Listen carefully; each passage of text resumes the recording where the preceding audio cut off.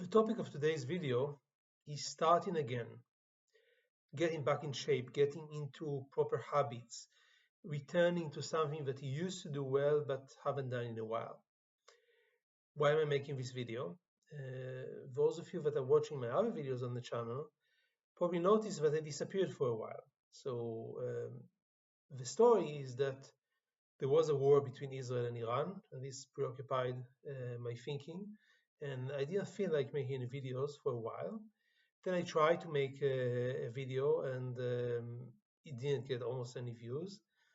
And I, for a moment, thought to take a break for this channel. But I kept thinking about ideas, and I had several ideas for videos, and I wanted to do that. And I still think this is an important service for multilinguals. So I decided to make a video about starting again, not just for me, starting again to make a video after a while, but especially for multilinguals. Because multilinguals are all the time traveling the world and having to focus on one or two or three languages at the expense of other languages they know. And the result is that they forget and they deteriorate. And they need to start again, if you want to, focus on languages that they haven't used in a long while, sometimes even for years. And this requires a special discipline and a special mindset. That exactly is the focus of today's video. My name is Shai Dotan. I'm Associate Professor of International Public Law at the University of Copenhagen Faculty of Law, and the purpose of these videos is to help improve your English and your language skills.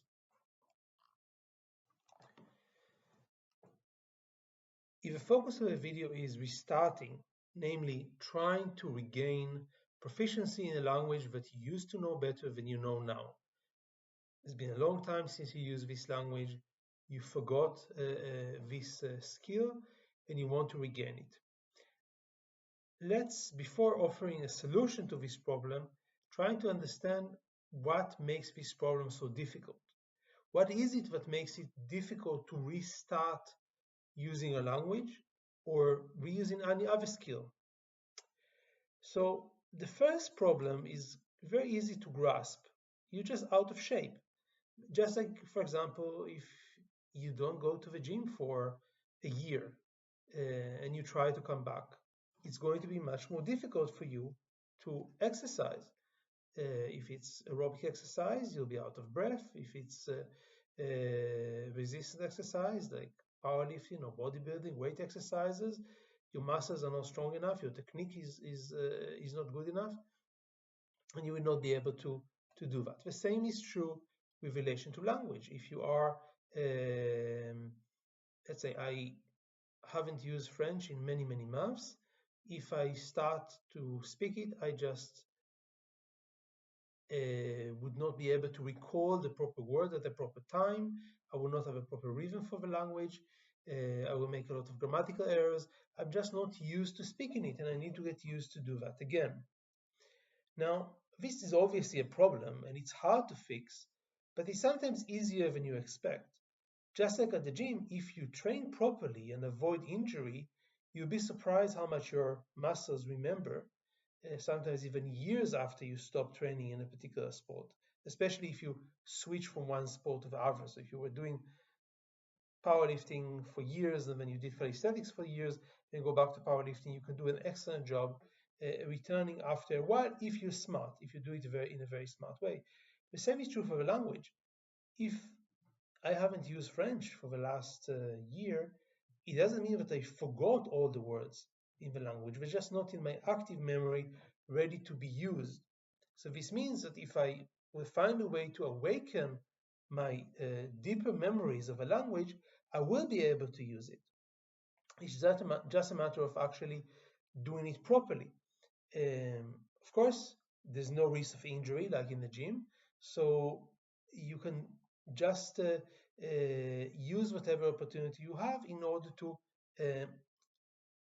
improve your language, and many times you will be surprised how easy it is, because the language is somewhere in your brain.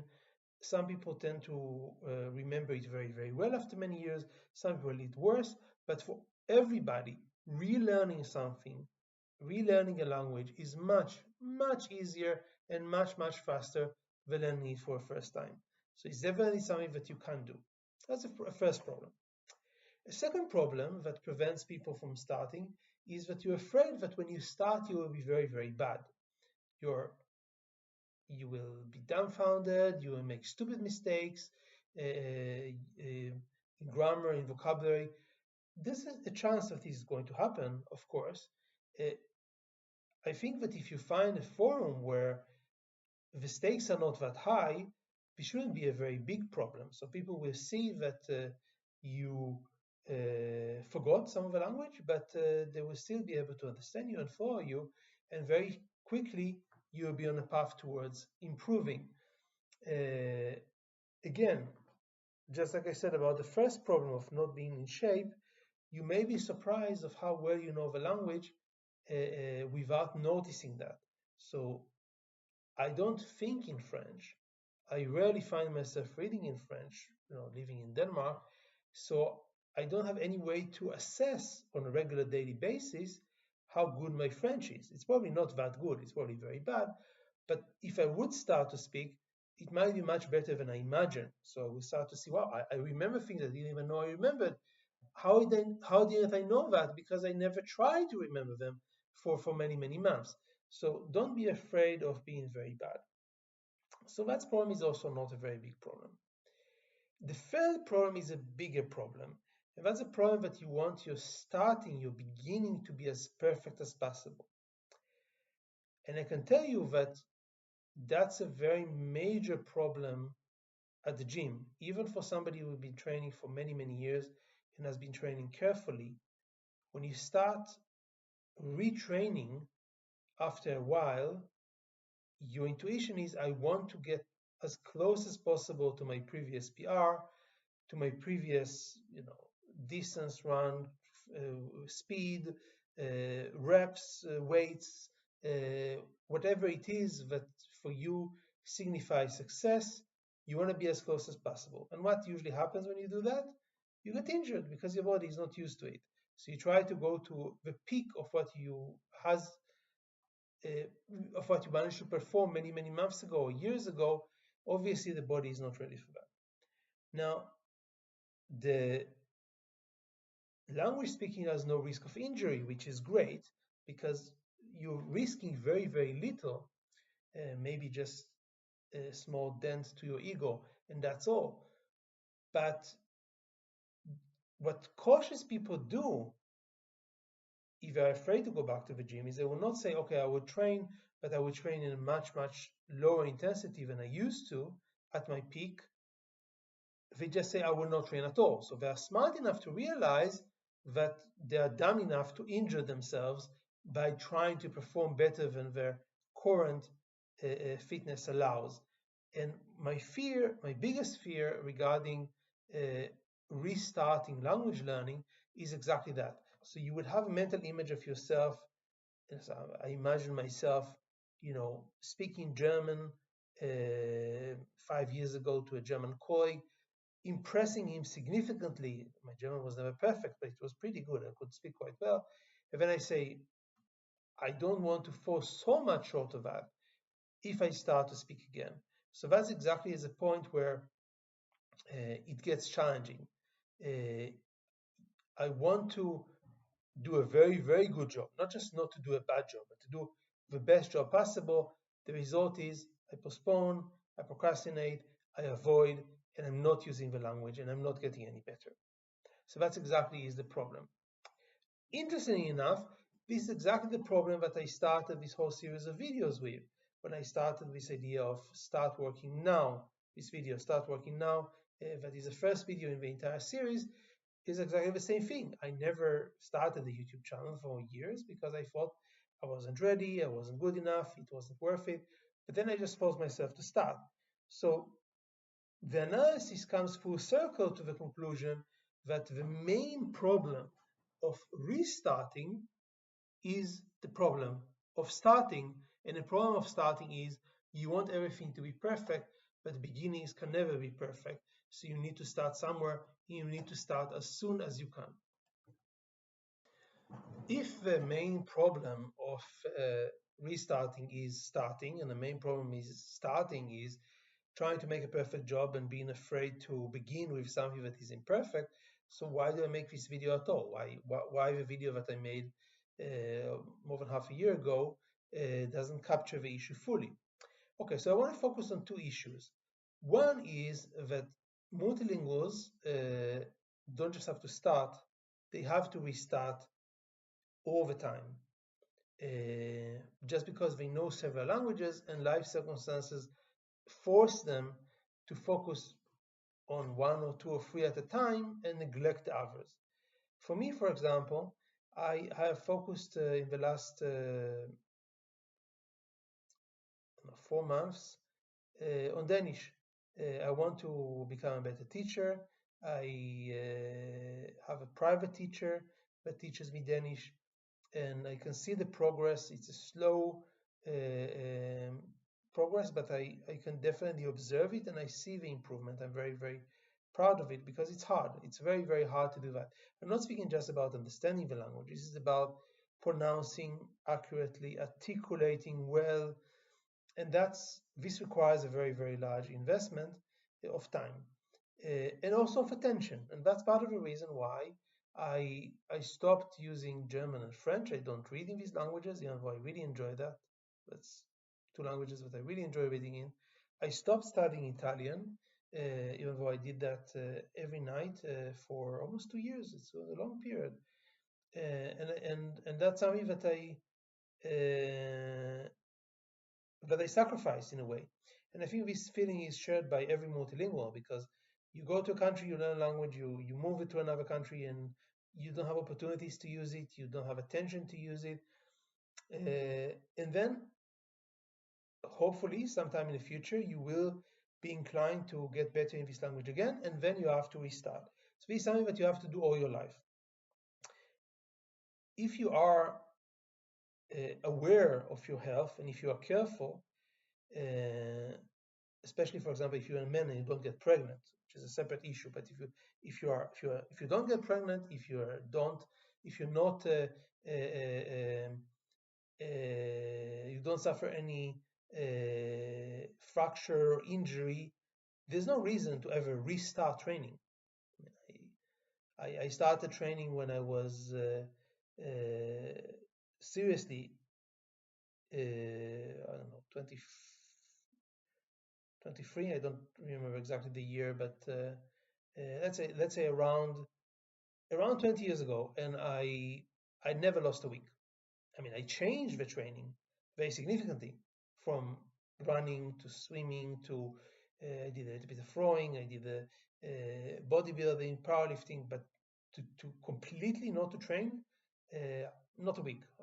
Every single week I had at least one, and usually many hours of intensive training during that time. Not a single week was lost. I cannot say that about language, and I don't think many multilinguals can, but you're able to know 5, 6 languages and continuously keep all of them in excellent shape and use them all the time. If you can't do that, you are truly fortunate, and I envy you. But if you are like most of us, this is a risk that you face. You will need to restart. So that's the first thing that I think is worth mentioning. The second thing that is worth mentioning is that this shame, this dent to the ego, also has a social element.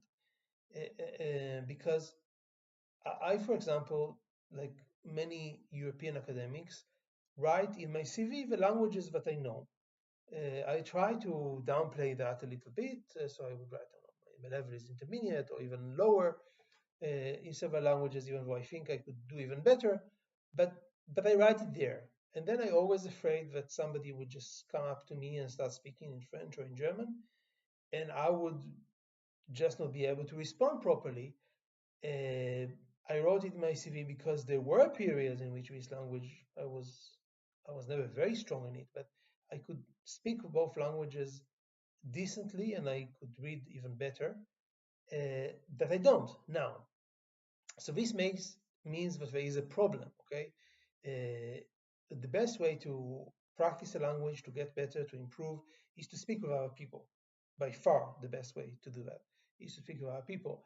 And if you're starting in a language, nobody expects you to know it. If you just arrived in a new country, nobody expects you to know the language. But if you write in your CV that you speak the language and you present yourself as somebody that does, but then you don't, then that can be very, very embarrassing and problematic at all levels. So from a situation where you are not able to speak at all to a situation where you speak but your accent is horrible, your grammar is terrible, vocabulary is all over the place. All things can go wrong when you speak, and then you can make a bad impression, and you know that in advance, so you're afraid of making a bad impression, so you don't speak, and then as the months go by, you get worse and worse and worse instead of getting better.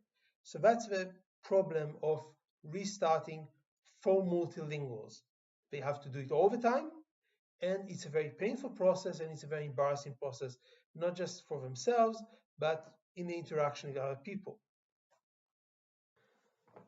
The conclusion of what I said so far is that restarting the use of a language is a very important um, problem for multilinguals. They have to do it all the time. It's difficult and it's sometimes embarrassing. But if you try to put this embarrassment in a proper context and understand when is it something that it can be jeopardizing for my career, or when is it something that is just an emotion that I can easily deal with, then this can help, and you can try to get yourself to use the language. The main thing that you should do is find ways for you to speak, so you will get an active use of the language. And for that, you can find social settings where it's not that crucial for you to make a good impression. So this can be talking to people in a bus, talking to neighbors, if you are in a foreign country, even in your work, finding situations that are not as critical for your career, and trying to use the language as much as you can. If it's with colleagues, students, friends, of course, it applies the same if you're not in university. Just try to find ways to chit chat with people using the language. Now, if your proficiency in the language is not at the very upper end, there are other solutions that you can adopt that will usually be quite good. So if you read a little bit in the language every once in a while, this helps a lot. If you watch movies or listen to a podcast in the other language, that also quite helps. You can practice with apps like Duolingo. That's a good exercise also. This can get you enough exercise. But if your goal is to speak fluently in the language, that's not enough. And that's not very, very powerful active learning. It's a good thing to preserve your ability over very long periods when you're not using the language, but when you actually be starting, you have to add on to that. You can do even more of that. So if I were, for example, today to have an obligation to get very, very good in German within 3 months. So the first thing I would do is I would use every possible moment to read in German, because that's very available and I can do it very easily. I booked in the metro, at home. I always have books in German in the office. I can just do that. But in addition to that, I would probably need to find people to speak German to as much as I can. And one of the things that I thought about as a potential solution, and I even made a video about it, was to use a chatbot like the speaking chatbot of ChatGPT to try to imitate a human being in this respect. I must admit I found it a little bit difficult psychologically to do that. On paper, this is a perfect solution. This is somebody that is always available, that is always courteous, that never makes a mistake, that you can always make mistakes in front of them without being embarrassed at all, because nobody is listening. It's just a computer. And yet I did find it a bit difficult to adopt as a part of my lifestyle. I don't know if this is just me or this is a shared experience. If you have tried to do that and succeeded, you can write a comment below, for example. And this is something that I would really, really value, especially if you share some tips on how to do that effectively. But if you can do that, I think it's an almost ideal solution, because this will assure you that with enough discipline, you can do it every day and you can do it for long periods of time. And if you hear yourself speak enough, you will get better, even without instruction. By the way, I asked ChatGPT to improve my language and to comment on it. It doesn't always do that in a way that is satisfying for me, because you almost never comments. But I think that the future is probably there. So a ChatGPT that is designed to be very, very inviting without being too obsequious, and at the same time that is um, able to correct your mistakes and does it in a way that intensifies learning. We are not far from there. We are very, very, very close. Again, some people will probably say we are already there, because I heard that there are people that are even having full relationships with chatbots. So if they can do that, then I don't see any reason why they cannot learn a language from them. So if you cannot do that with a chatbot, find people to speak to, and always remember that rationalizing your fears is a great way to address them. And what I try to do is I try to take something very, very big and frightening with a lot of potential, terror elements that are tearing you apart, and narrow it down to something very, very, very specific. If you have problem with starting, it's because you have a problem starting. And if you have a problem starting, it's because you want to do a perfect job. And you cannot do a perfect job, so you might as well start with something that is imperfect. If you realize that, you're on your way to fighting your inner fears and to start this journey that will improve your language. That is all for today from me, Shai Dotan. If you like the video, please like it. I would also be very happy to read your comments. And you're also welcome to subscribe to my channel. And until later, as always, keep learning.